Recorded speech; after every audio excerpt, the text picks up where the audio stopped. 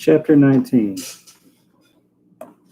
On the third new moon after the people of Israel had gone out of the land of Egypt, on the day that they came into the wilderness of Sinai, they set out from Rephidim and came into the wilderness of Sinai, and they encamped in the wilderness.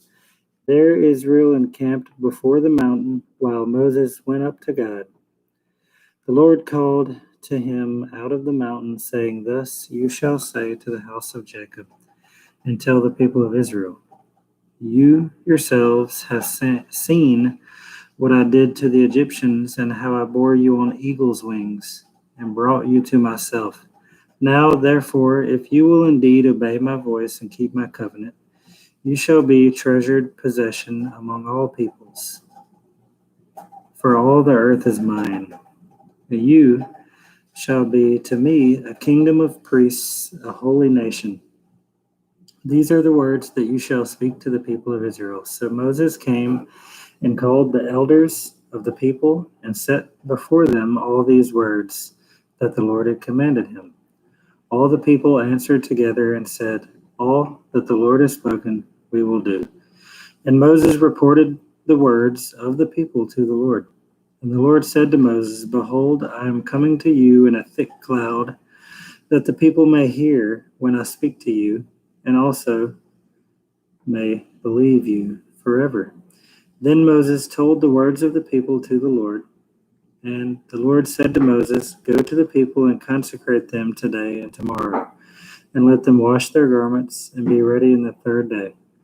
For on the third day the Lord will come down on Mount Sinai in the sight of all the people, and you shall set limits for the people all around, saying, Take care not to go up into the mountain or touch the edge of it. Whoever touches the mountain shall be put to death. No hand shall touch him, but he shall be stoned or shot with a bow. Whether beast or man, he shall not live. When the trumpet sounds a long blast, they shall come up to the mountain." So Moses went down from the mountain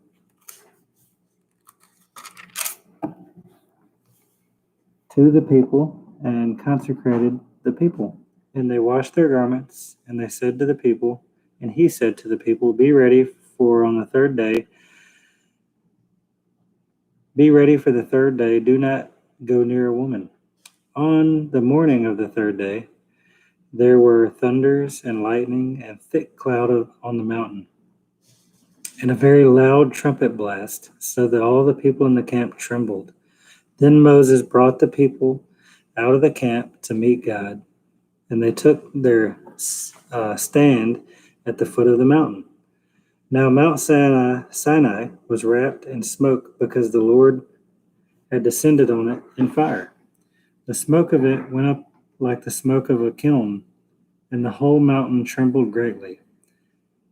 And as the sound of a trumpet grew louder and louder, Moses spoke, and God answered him in thunder. The Lord came down on Mount Sinai to the top of the mountain, and the Lord called Moses to the top of the mountain, and Moses went up. And the Lord said to Moses, Go down and warn the people, lest they break through to the Lord to look, and many of them perish. Also let the priests who come near to the Lord consecrate themselves, lest the Lord break out against them. And Moses said to the Lord, The people cannot come up to Mount Sinai, for you yourselves warned us, saying, We'll set limits around the mountain and consecrate it. And the Lord said to him, Go down and come up, bringing Aaron with you. But do not let the priests and the people break through to come up to the Lord, lest he break out against them. So Moses went down to the people and told them. Chapter 20. And God spoke all these words, saying, I am the Lord your God, who brought you out of the land of Egypt and out of the house of slavery. You shall have no other gods before me.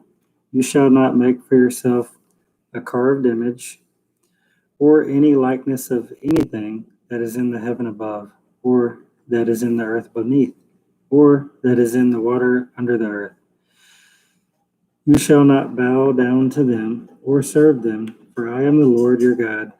I, the Lord your God, am a jealous God, visiting the iniquity of the fathers on the children to the third and fourth generation of those who hate me, but showing steadfast love to thousands of those who love me and keep my commandments.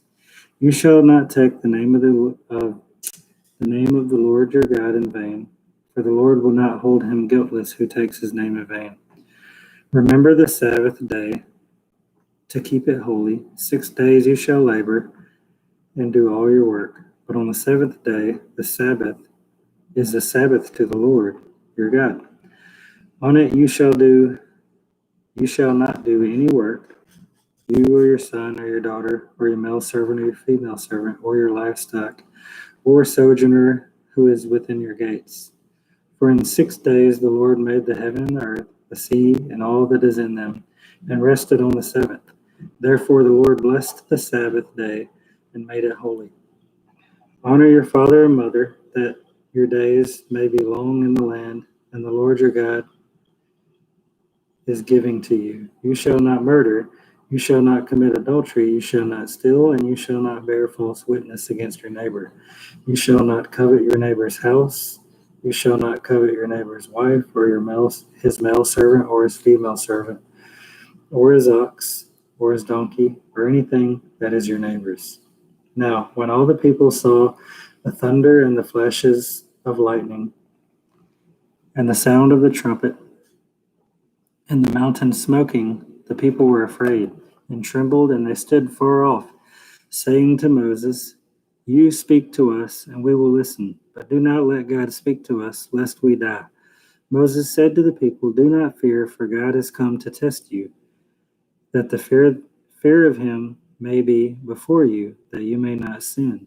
The people stood off, while Moses drew near to the thick darkness where God was.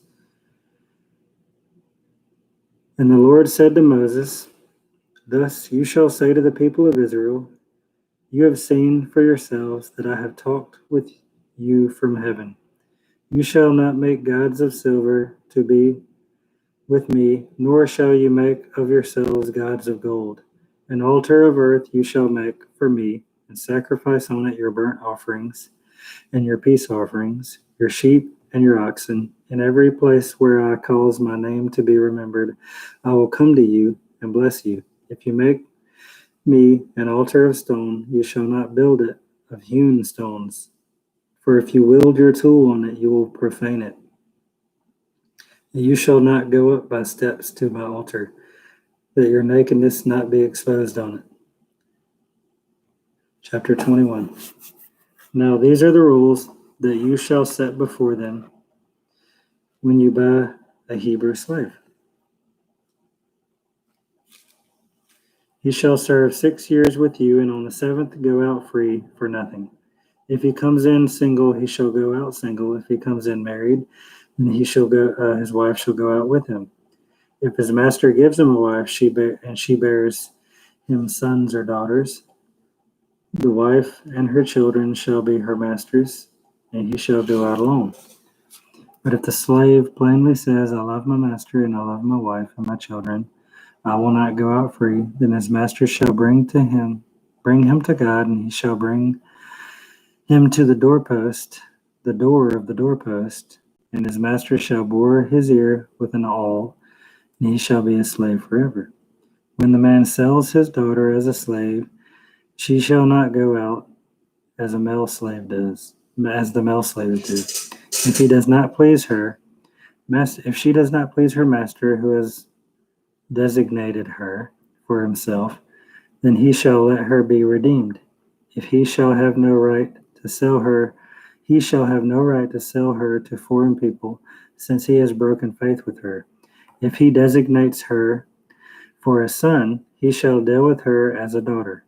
If he takes another wife to himself, he shall not diminish her food, her clothing, or her marital rights. And if he does not do these things for her, she shall go out for nothing, without payment of money.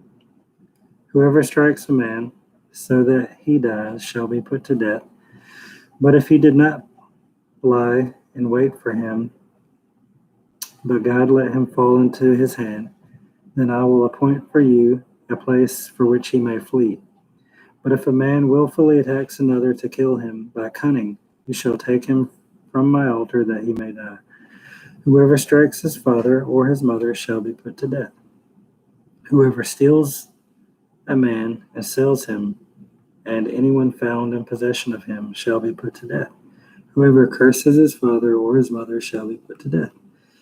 When men quarrel and one strikes another with a stone or with his fist, and the man does not die, but takes to his bed, then if the man rises again and walks outdoors with his staff, he who struck him shall be clear, only he shall pay for the loss of time and shall have him thoroughly healed. When a man strikes his slave or male or female, with a rod, and the slave dies under his hand, he shall be avenged.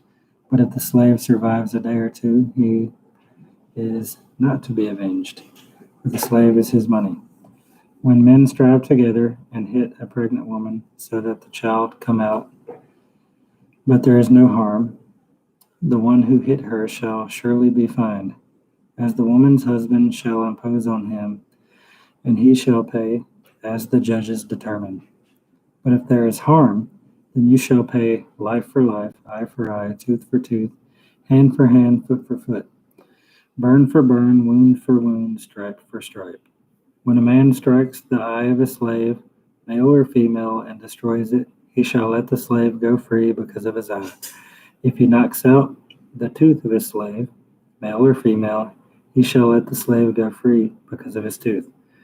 When an ox gores a man or a woman to death, the ox shall be stoned, and its flesh shall not be eaten, but the owner of the ox shall not be liable.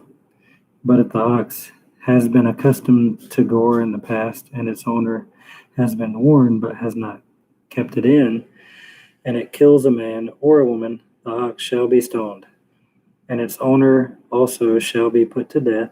If a ransom is imposed on him, then he shall give for the redemption of his life whatever is imposed on him. If it gores a man's son or daughter, he shall be dealt with according to the same rule.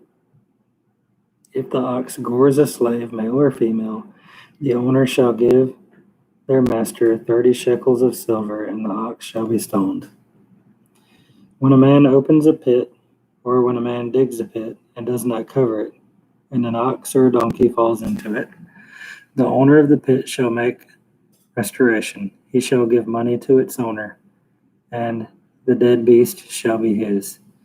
When one man's ox butts another so that it dies, and then they shall sell the live ox and share its price, and the dead beast also shall they share. Or if it is known that the ox has been accustomed to gore in the past, and its owner has not kept it in, he shall repay ox for ox, and the dead beast shall be his.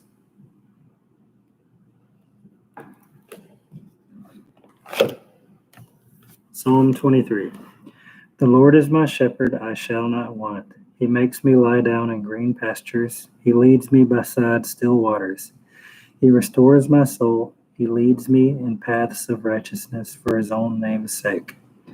Even though I walk through the valley of the shadow of death, I will fear no evil, for you are with me. Your rod and staff, they comfort me. You prepare a table before me in the presence of my enemies. You anoint my head with oil. My cup overflows. Surely goodness and mercy shall follow me all the days of my life, and I shall dwell in the house of the Lord forever.